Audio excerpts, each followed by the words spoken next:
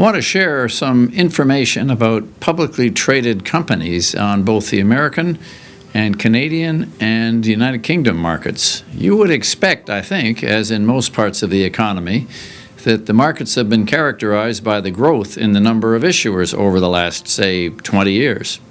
Fact is, the number of publicly traded companies in the United States has dropped by 50% in the last 20 years, 50, and the same in the United Kingdom.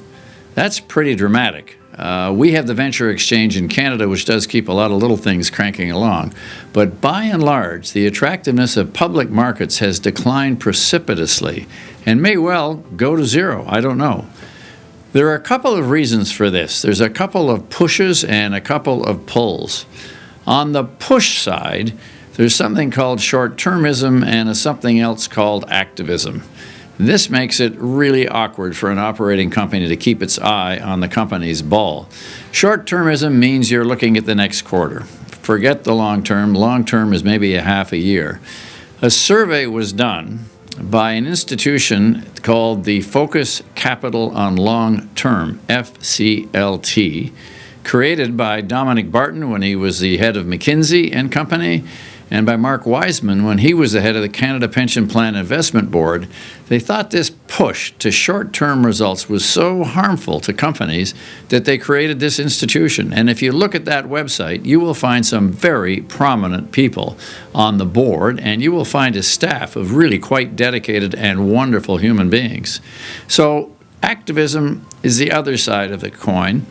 And that's the desire of people to shake the bag, to look at a company and say, I could do better if I was running it. I could do a lot better. And if I was in control of the cash and the people, the financing and the strategy, we could do a lot better than the current market price is indicating they're doing.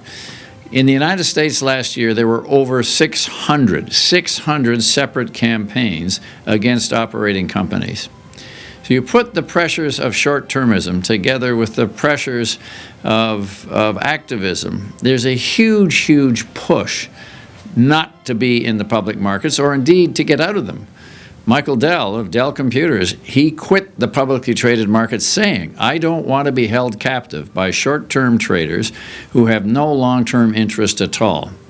Subsequently, he quintupled the value of his company. So those are the push factors. On the pull side today, basically there's free money for everybody, and there's a huge growth of an industry called private equity. Firms that grow up to take companies public or to take them private in some cases, firms that are financed by the large asset managers, because the returns to private equity over the last decade have proven to be really very substantially above the returns to the stock market. So private equity is growing on top of venture capital, and if you want capital as an entrepreneur, you no longer have to go to the public marketplace. You can be satiated with capital in the private equity marketplace. So the combination of those two push factors and the free money and the growth of private equity as a pull factor have really, really meant that there's tremendous pressure on bringing your company public, and so a lot of people are deciding not to do it. Last year, 2019, there were only 110 new public issues, and the average for the decade earlier would be over 500. So will private companies dominate? Yes. Are public companies dead? Not yet, but they might be.